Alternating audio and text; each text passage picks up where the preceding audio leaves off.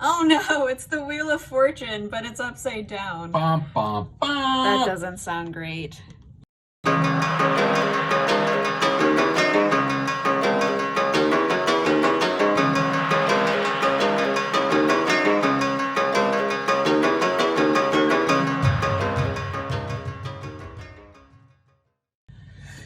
Hello, nerds! This is Morgan and Shalani from the High Fantasy Podcast. Thank you for tuning in. And today we obviously have something a little bit different here. Guess who's who? We're on camera, or at least our hands are. So. Yeah, I'm actually the white man. Yeah, plot twist. I have the pudgy Butterfinger, pale buttermilk hands. Hey. And you have the lovely chocolate-fingered concoction. chocolate fingers. Those are actually a pastry in Sri Lanka. Chocolate fingers. Oh yeah, well in a lot of different cultures they have like hey, I'm part Italian, so lady fingers. Except they don't look that color until they're dipped in the espresso.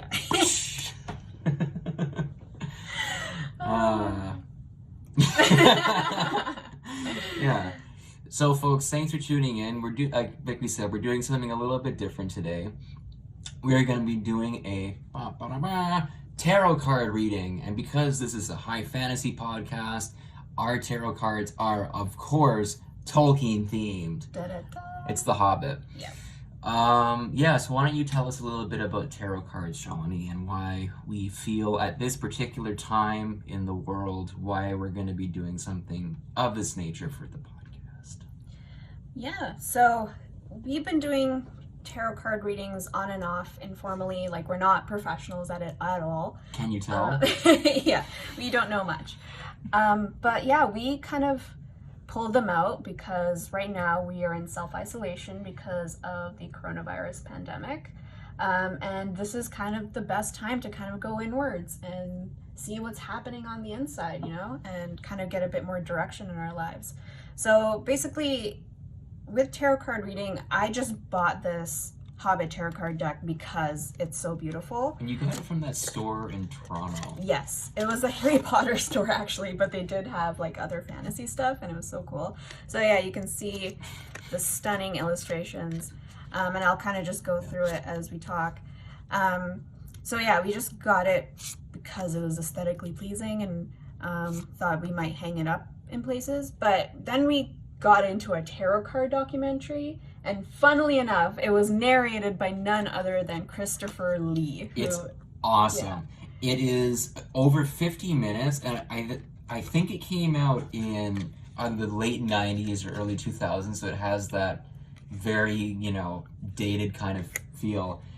It's hilarious, so I'm just going to play a little bit of the audio, but I remember the first time that we sat and just decided to watch it, it was just unmistakably Christopher Lee, and we're like, of course it's him. The dude who manipulates the Palantirs is the one to narrate a tarot card documentary. So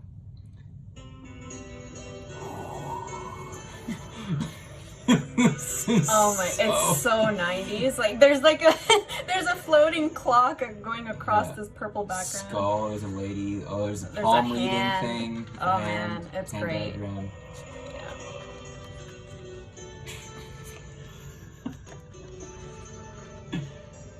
It's actually a very long intro. Yeah. Hold on.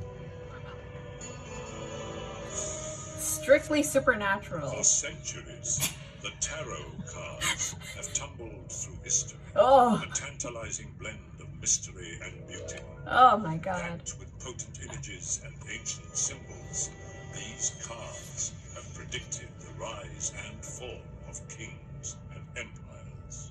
Linked. Wow. Damn. Just encaptured by that. So yeah, we actually got historically interested in tarot cards, and then we actually pulled them out and started learning a bit more about it. This is my favorite one, Ace of Coins. It's so pretty. So yeah, it comes with a little booklet that tells you everything you need to know basically to informally do this just by yourself, I guess. So it tells you the divinatory meaning of the concepts, such as the Ace of Coins, etc. But it also tells you the sort of artist interpretation of the image relating to that concept. So it's pretty cool, and we always have a great time pulling out these tarot cards. And again, this is kind of a perfect time to get back into it, to kind of reconsider stuff and kind of give our lives a bit more direction. So basically what we use these tarot cards for is a way of self-meditation and self-direction. So we know that these tarot cards, a lot of what they say can apply to anyone, but we kind of use that as a template for our own sort of, confusions and worries and troubles and excitements, to kind of give our lives a bit more focus and figure out what we actually should focus on, if that's guided by the hand of fate of just, oh, we just randomly pulled this card, or if it's some other sort of divine intervention, what have you. That's all good for us. So yeah, that's kind of how we interpret tarot card reading and how we incorporate it into our lives. So, do you want to get started, Morgan? Sure. Accent, randomly. Morgan. I don't know, Christopher Lee's inspiring me now. So Yes, I'd like to get started. Oh my God. That's pretty good. Rest in peace, man. He was such a amazing. Yeah, didn't he amazing pass person. away? Wasn't it a couple years ago? A few years ago, I think. 2017, 18, Something like that. Yeah. Yeah, it's so sad. Yeah, it was Christopher Tolkien Yes, who passed away this year. recently. Also, rest in peace.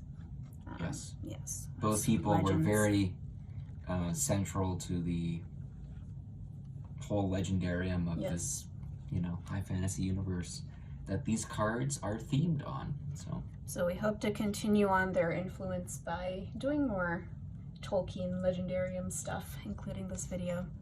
So we are going to do the Ring of Gollum spread, which is right here. It is a 12-card spread, and it goes through these 12 precepts. I'll read them out quickly. Basic personality, possessions, communication, domestic life, love life, work life, partnerships, changes, travel and learning. Not much traveling happening, but we'll keep that one.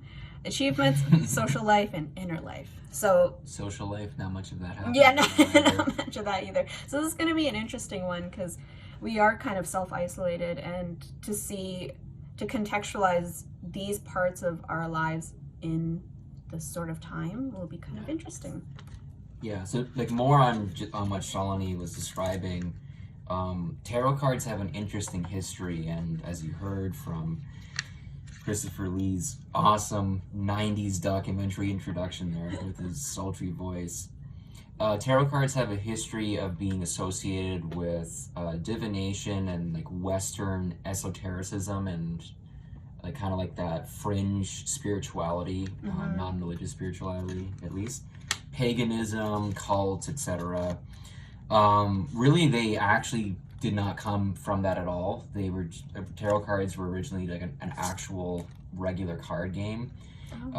There was that fantasy store where we actually bought this pendant from. It's a Celtic astrological, that's the correct term, pendant. And in that same store, they have tarot cards, but they're just regular you can play games with them, and there's actual games you can look up online. I have no idea what they're called, but I think one of them was just called tarot, and this is popular in France and Italy during the Middle Ages. And yeah, again, at some juncture they became associated with astrology and divination and fortune telling, remote viewing, getting high, I don't know, smoking Astrological DMT. projection. Yeah, some really astral projection. Joe Rogan-esque shit, Yeah. So Joe Rogan is the last person I would associate tarot card reading with. That is the last person. So I shuffled this deck, which means that you should be the one, I should be the one who's receiving the reading. So you start with me first. Yeah. Okay, so we're going to start with the Ring of Gollum spread. So we're going to do that is number 1. Be there. Number 2. 3. 4. 6, 7, 8, 9,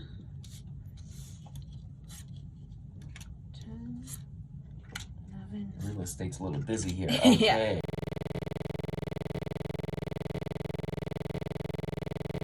Okay. And it's important which face you put it up, basically. So the way that Morgan put it is down on the table is important, because if a card is upside down, that gives it an entirely new meaning.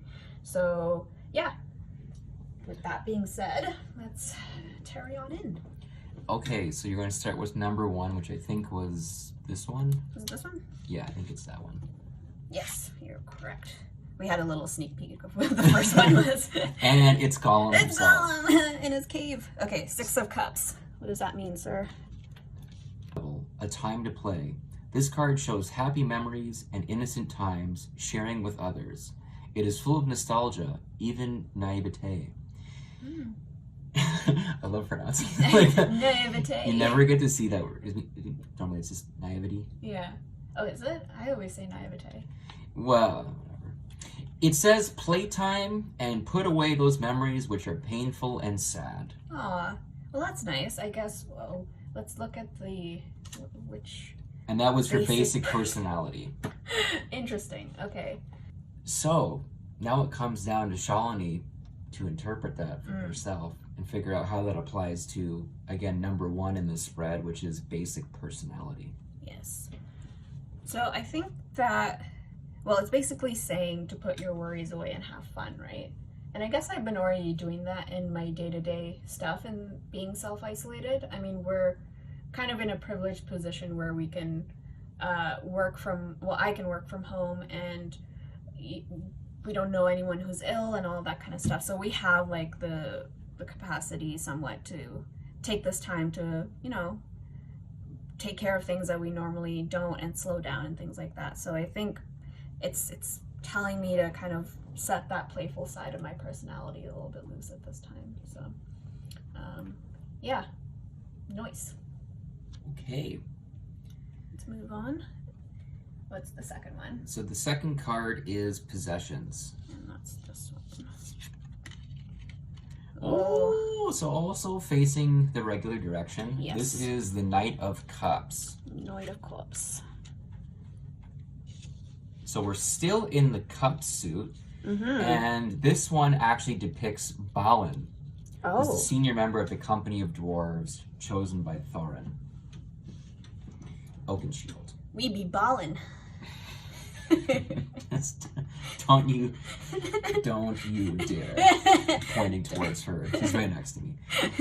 So the divinatory meaning of the Knight of Cups is an emotionally sensitive man, an invitation to fall in love, a romantic interlude. This card is the knight in shining armor of the tarot.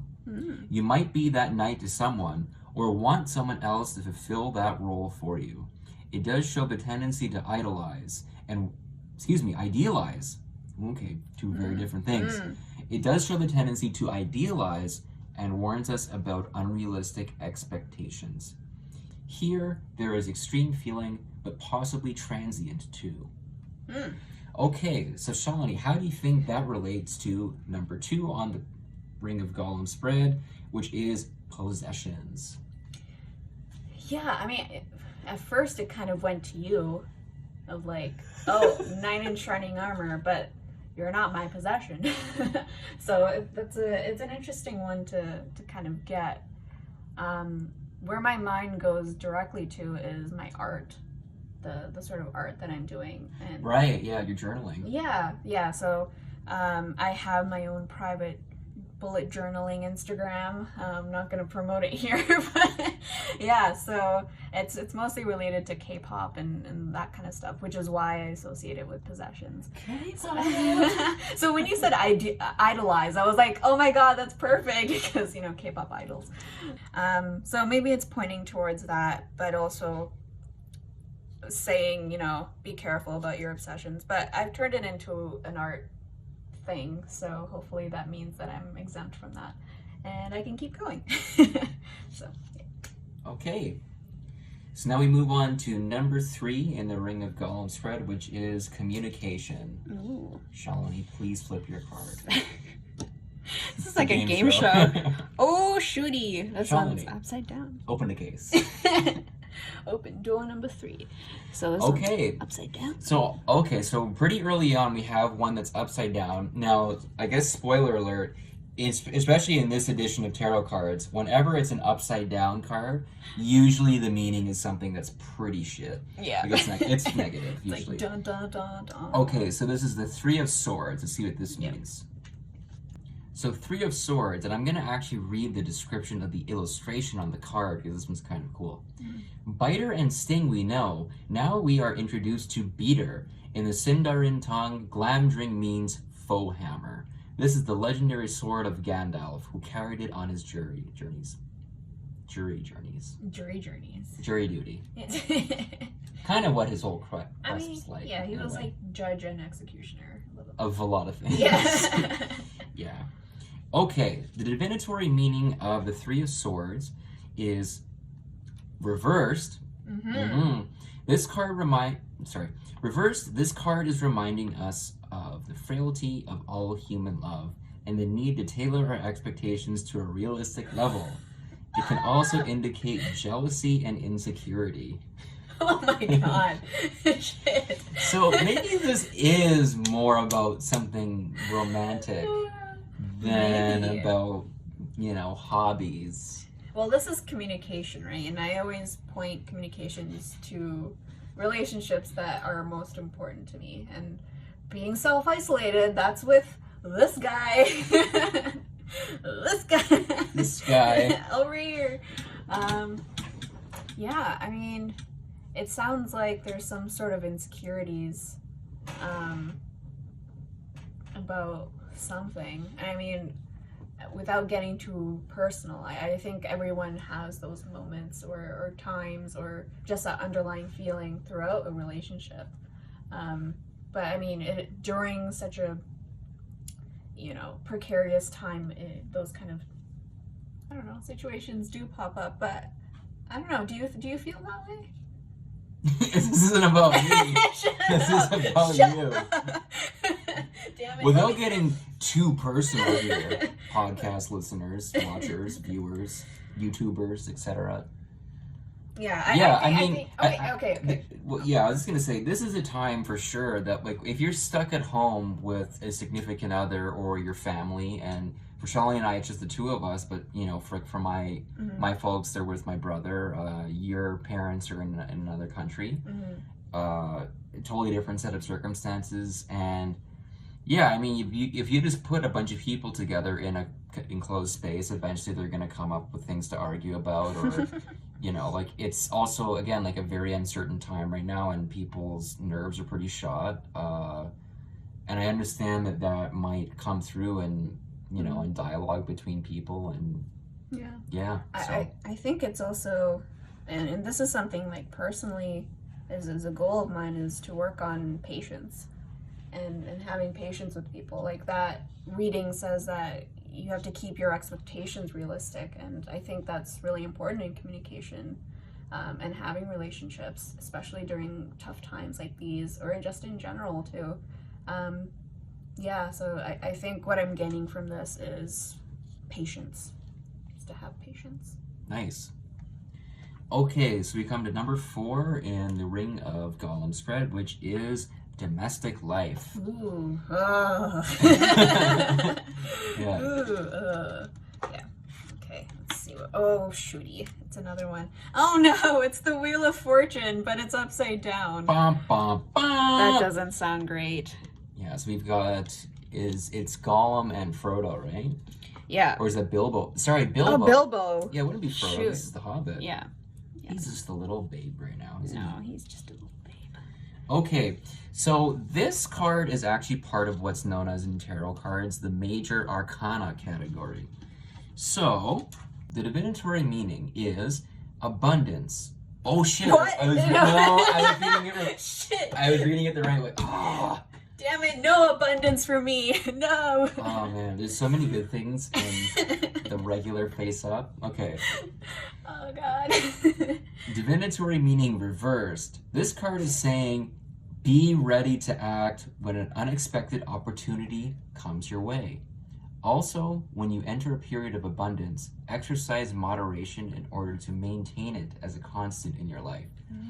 So that actually wasn't all that bad. I think No. it's more like a warning, or Yeah, or just kind of a foreshadowing of things to come rather than, oh, it's here. The Wheel of Fortune has granted you that. It's more like this might happen.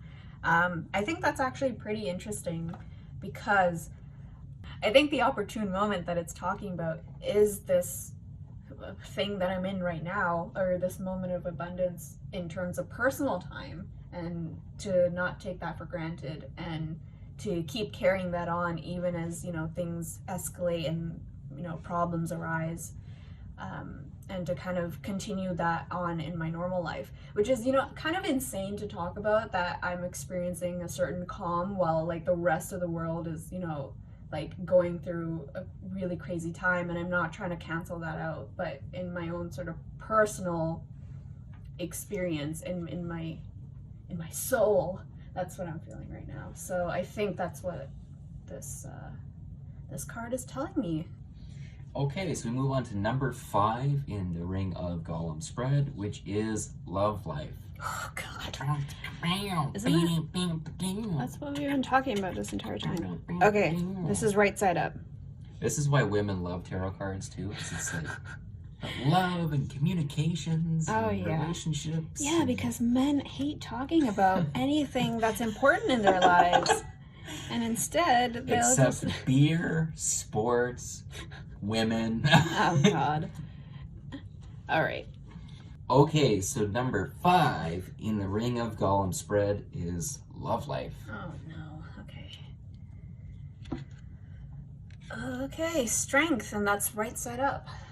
Strength is number 8 in the major arcana. Mm-hmm. Is it a major or minor? No.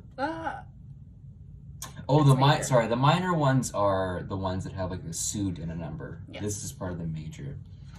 So strength. Okay, so number 8, strength, which depicts Thorin Oakenshield. The divinatory meaning is, let your head rule your heart, not the other way around. Take control by accessing your inner strength.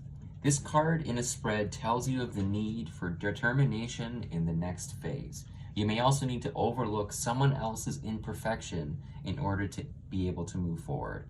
It is not physical, but emotional strength that matters here. Be ready to use the gentle touch as a way of dealing with problems. Also, recognize the need to understand your own motives. Yeah, and that's for love life, right? Yeah. Yeah, I think that dovetails again into the patience thing, and to have that resilience and emotional strength to keep going even when times get tough. And obviously understanding your own motives in your love relationship is it's a tough thing to do, you know? Like sometimes it can make or break relationships to really delve deep into those things, but I think we've already kind of gone through that part. No comment. Okay, number 6 in the Ring of Gollum spread is work life. Shalini, flip your card. Alrighty. So it's upright again. 8 of Swords. All right.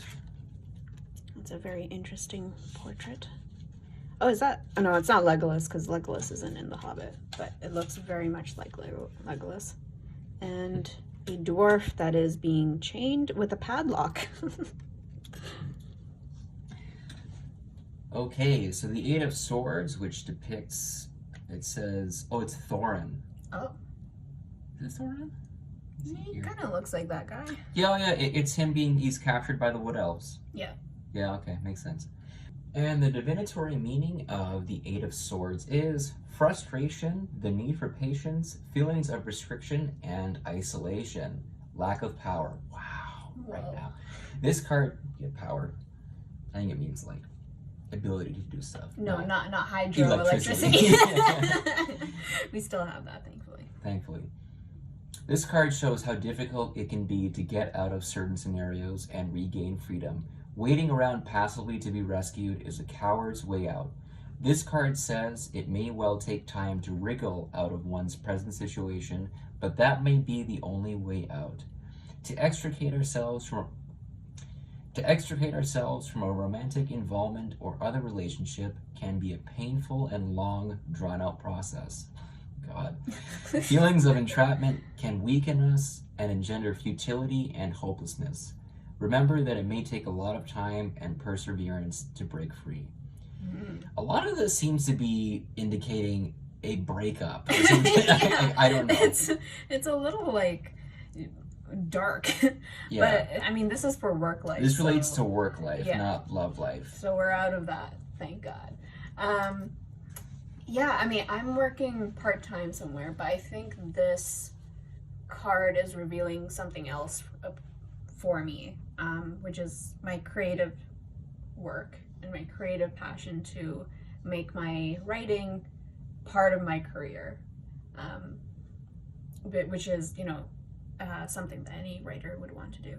But I think it is telling me to not just wait for some inspiration or for someone to come tell me my story is great, and to just get out there and, you know, take it and own it and break free from whatever worries I have and just try and get what I want in terms of getting my story out there. Nice. Yeah.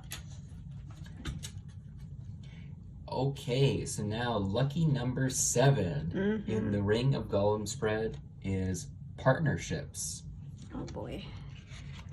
This really is all about relationships. It really is. I mean, what else is there about? Okay, and you drew, was that the 7 of coins? Yes. Looks like a certain hobbit stumbling about. Yes. Ah, the barrel riders. Yes. Yes. And the river. Very fun and exciting part of the tale. So it's actually kind of funny because this is vaguely chronological, actually, so far, by the Hobbit story. Because right after they Get captured. they escape. Yeah. Because right after they get captured, they escape on the barrels. Just a little observation here. Very smart. The divinatory meaning of the 7 of coins is hard work, but approaching harvest time.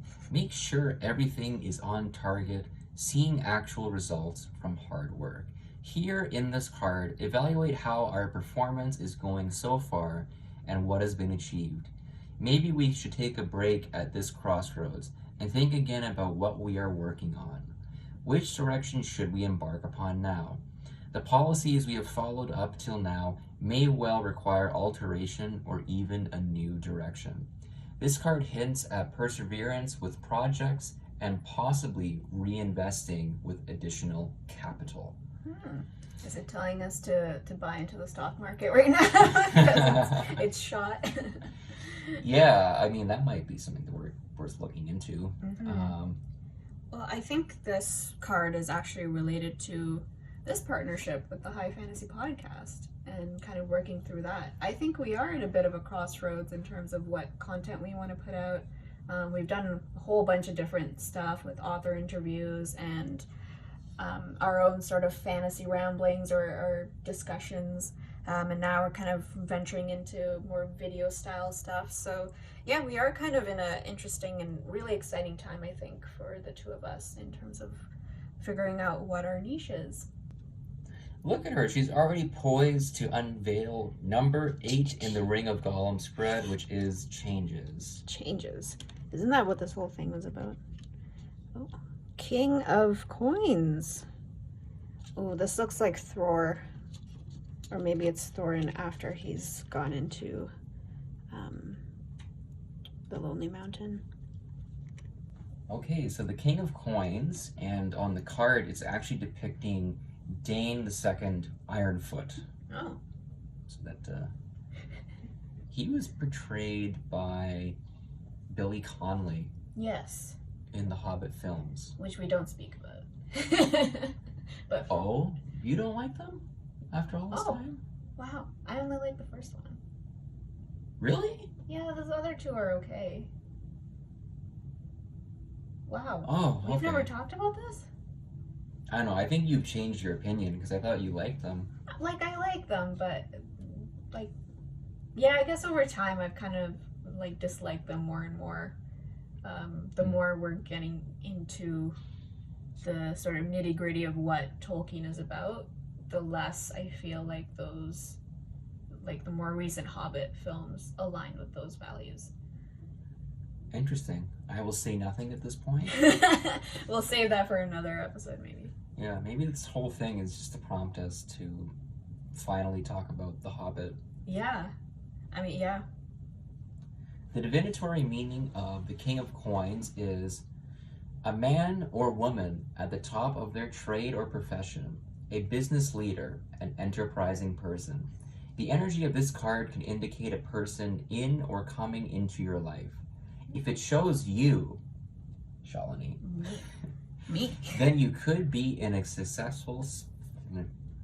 If it shows you... Me. If it shows you, then you could be in a... If it shows you, Shalini, then you could be in a successful phase of action. If show, continue with the actions that contribute to your success without qualms or hesitation. Or it can show the way to greater success by being resolute and able to make changes as you go along. So how does that relate to changes? Well, I guess it just says be resolute, make changes as you go. I don't know. Yeah. Is there something about some person coming So into my life? yeah, so it's saying that a successful person or enterprising individual will come into your life at this time, or is in your life at this time. Yeah. Or that person might be you, and it's about you and like the success that you're experiencing right now, or how you feel about your own business or enterprising, etc. Or again, it just shows like you might have more success. It is the King of Coins, so I guess just very loosely with even just the title of the card, you can think about it just means that it's about wealth and or success or achievement, and then just being on top of those things or being on a path to getting even more of those things. Yeah. Well, I don't know if someone's going to come into my life with all those things and just bestow that upon me. After this, progression to a romantic breakup, and then we have a new successful co-host replacing me. Aw, no. I'm kidding. Yeah, I don't know if a successful person's going to come into my life, but I mean, considering, I don't know which card it was, but one of them was like, don't wait for whatever to come into your life.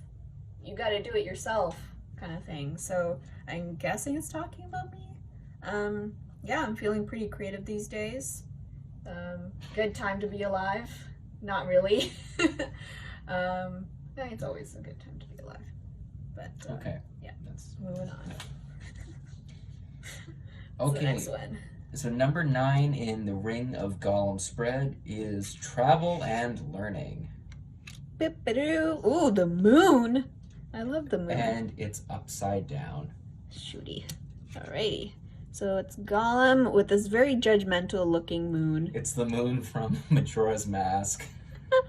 Oh my god.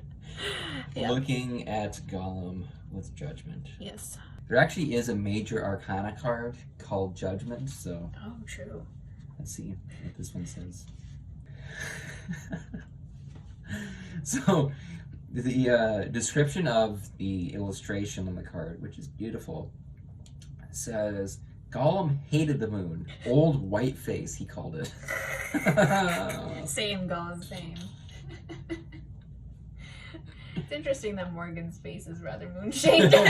Shut your mouth. He has a very nice face. Leave my moon face out of this. Reversed divinatory meaning, short and sweet. The moon indicates repressed emotions and blocked intuition. Woo! Damn. Yeah. Mic drop. Which section of life is this? Travel and learning? Yeah. So repressed emotions and blocked intuition regarding travel and learning. Well, I mean, I'm not going anywhere, so maybe that's the suppressed. Well, maybe this is something to do with PhD aspirations or something. Interesting. Yeah, so I'm in my master's degree and considering doing my PhD, but when that might be is still up in the air and kind of getting more and more distant in priorities for me. So maybe it's looking at that. But I think I don't know, I feel like my intuition's pretty good these days. Maybe it's a bit more of the suppressed emotions. I can't even think about that, like what that could mean. I think it's I think that perhaps it's relating more to the sense of isolation and the frustration of not being able to communicate with others, especially while being still in school and working online, and I'm trying to communicate with others, especially when you can't see them. Yeah. Something like that. Yeah, I mean, I know for me, this definitely would make sense right now because, like, being cooped up at home, it doesn't even matter how big your house is or, like, what you have to do there. People need other people. Mm-hmm. And, again, if it's just your family, like, that's great. And I would hate to be alone right now. Yeah. Like, totally just alone. But even though outside of this crisis context, we still only have contact with our families through text or calls or video calls, because we are just physically very distant from each other. Yeah. I mean, I think just right now it's compounding that fact that we are separate from them and that we can't help them really, because what can we do if we're physically unable to assist them with stuff? All we can do is just stay in touch over text or call them, do video calls like we do all the time, and just kind of pray and hope that everybody is, healthy, happy, keeping strong and whatnot. Doing well, yeah. Yeah, I mean, for me as well, like, I think I just kind of don't like being able to talk to people, and everyone also seems kind of more nervous now and hesitant and shifty-eyed. Yeah, people are really suspicious. Like, even we live in an apartment building, and people in our building they look at each other now like, are you a carrier? Are you a zombie? Yeah. Are you gonna eat me? Because people are just really scared and on guard, and I think it's, again, mostly normal. So yeah, that makes sense. It's not a very unreasonable. Not at all. Thing to do. Yeah, a lot of these are making sense to me. Okay, folks, so we're in the home stretch here. Now we come to number 10. We both had the same Right. In the Ring of Gollum spread, which is achievements. Ooh, this has been a lot about achievements and relationships and progress. Ooh, okay, it's right side up. 3 of Cups. All right. And we got a couple little hobbits there. Yeah, we got a dwarf and Bilbo. Aw, the dwarf looks really sad and confused. Oh. Look at him. Oh, he's rubbing his head. All right, the divinatory meaning of the 3 of Cups is reunion of old friends, enjoying one's social network, and being a part of a group. Like the fantasy/sci-fi focused Facebook group. Best shout out of all time. In a spread, I'm just going to keep going. In a spread, this card tells us about our groups, like on Facebook, and where we have placed our allegiances and commitments. It is a reminder to get out there and not be so insular or even so tied up in our one-to-one partnerships. Wow.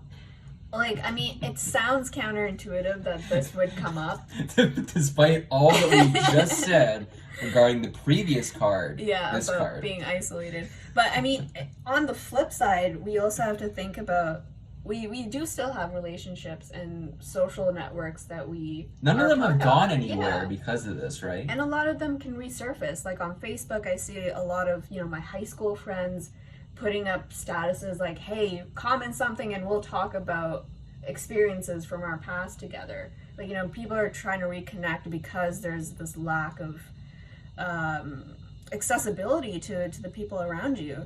So social networks are really important right now. I mean, we've Netflix partied with a friend group now, and Highly recommend, by the way. yeah, and just watching like some dumb movie like Scary Movie 2, and just having a good old time. Even if you can't meet people face to face, it's still important to keep those going. So yeah, I would consider that a great achievement to have if I have an even better sort of social network right now because of, you know, the deprivation of it. Okay. So next, the penultimate card in the Ring of Gollum spread. Number 11, Social Life, which I equipped at the beginning. We currently don't have. But we just said that we still do, and it never really went away. It's just that we're in a weird circumstance. It's a virtual thing now. Yes. Even more than usual. So, we got 4 of Swords. I don't know why I said it like that. 4 of Swords. so we got... It's a bunch of dwarves escaping the trolls, isn't it? Yep. How did you know? You just guessed that from the title. I read the description of this lovely illustration. Honestly, all of them in this deck are just so beautiful. That's why, like Scarily said at the beginning, because, you know, we don't really play this, like, every day, obviously. We wanted to see if we can maybe put the cards into a frame, like a collage, and then just hang the frame up. You know? But we have found use for it yet. The divinatory meaning of the 4 of Swords is the lifting of tensions, temporary retreat, making time for yourself, and thinking about your future objectives. This card asks us if we are stuck in the past or possibly being too anxious to move on. It reminds us to prepare everything we're going to need on the road ahead. In a relationship context, it suggests a bit more personal space and not being so constricted by a partner. Also, it could be time to look again at that which has been committed to, oh my god, this writing, and also unspoken agreements. Open and direct communication could be a way of clearing away any possible misunderstandings.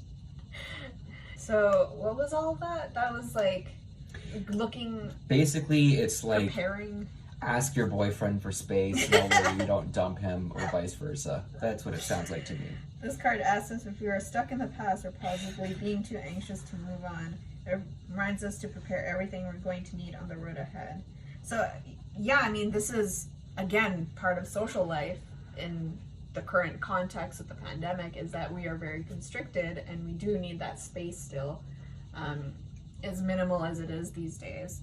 And to remember that everything that we're doing right now is what we can do and not be stuck in the past, and to continue preparing on ahead. So I think this is actually pretty relevant.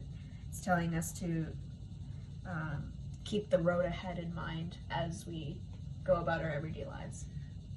Wait, is it telling you?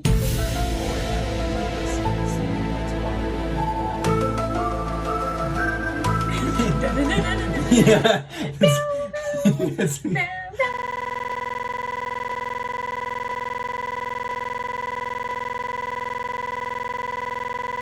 Alrighty. Whew, wow. Very, very long journey. And we are at the end here with number 12 in the Ring of Gollum spread. I don't even know if these are... Yeah, okay. We're doing good. All right, what's this one? Inner Life. Whew, all right. That's what we're all here for, folks. Oh, it's upside down, but it's the Magician. That sounds like a good card to have for Inner Life. Magician. Who is this? Gandalf. Oh, he's very white. He's not... No, I mean his clothes are white. His garb is like Saruman. He didn't change over to Gandalf the White just yet. No, maybe this is Saruman. Saruman is not in the Hobbit. These movies he is not. He's not in the... Is he in the Hobbit movies? Yes. Yeah, but no, he's not in the book, no. Probably not. But I think at that same time he was doing stuff that's setting up into Lord of the Rings. Okay, number 1 in the Major Arcana, the Magician. and it is Gandalf. Oh. Yeah, it looks yeah, it's more like Gandalf the White Phase / Saruman. Like if But you know they're kind of supposed to be the same person because they're not humans, they're actually Yeah. Yeah. We'll get into that when we tackle the Silmarillion. It's kind of complicated. Okay. And this is the reversed divinatory meaning of the magician. It can show deceit, tricksters, phony salesmanship, gimmicks, scams, and fraud, either on a personal scale or collectively. Whoa. Wow. I'll just jump in and say right now, there's a lot of people who are taking advantage of the circumstances right now. Yeah.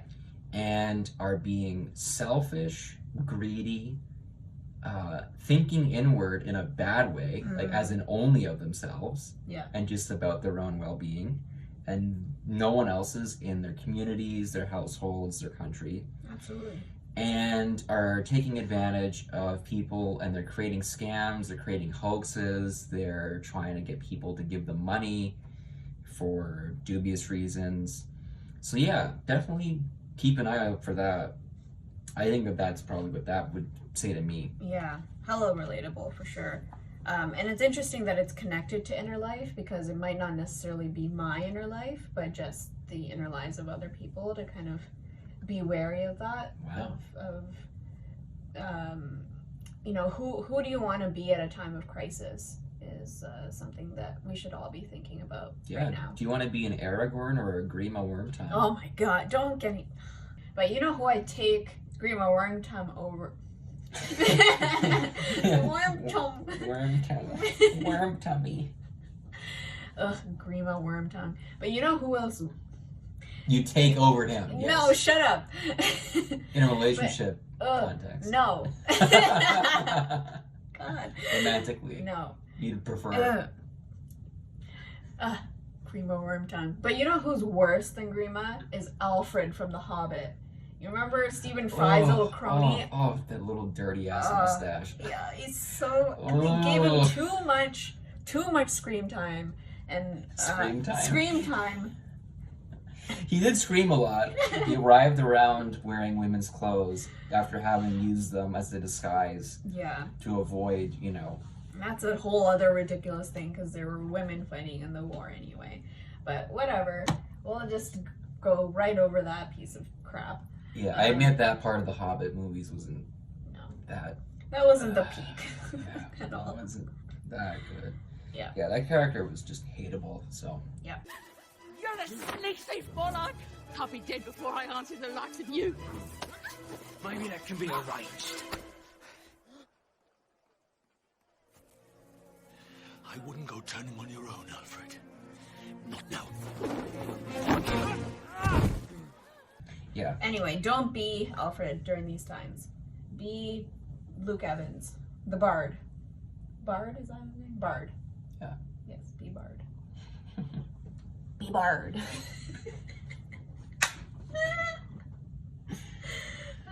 All right, so that was the spread, Ring of Gollum for moi, Shlee. And yeah, I mean, overall, I think this was a pretty solid spread. What did I get from it? I think sense of a need for patience, tapping into the calm, you know, is being so generously offered to me right now, which, you know, I could be jinxing, but to appreciate the people I have around me and to reconnect with people and to reevaluate where I am with different people in my life. I think that's what I've gotten from it. And of course, strong connection with the big moon face that's sitting right beside me. Aww. Cute. Friends for life. Aww.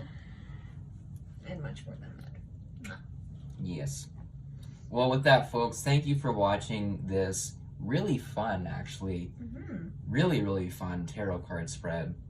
And I hope that you will also use this time that we basically are all going through, to look inward in a good way and reflect on what matters to you, and see that you need others and they need you, and we're all more interconnected than we think, and we have to be patient and generous and stay strong. And if you found this video style of ours fun or interesting or valuable, please give us a like and subscribe to let us know. And there's a whole bunch of people singing outside, sounds like. There's people singing happy birthday outside. Oh my god. Downtown Vancouver, March 22nd, 2020. Yeah. Happy birthday to whoever's birthday it is. If it's your birthday listening, happy birthday. Those people are singing for you. Happy birthday. All right. Stay strong, stay safe, and stay magical. That's our new tagline. Awesome. All right. Awesome. See you, folks. Ciao. Bye. Bye. Mwah. Check out the description of this video and you can see the different platforms we put our content on, as well as our social media links. Thanks again and see you next time.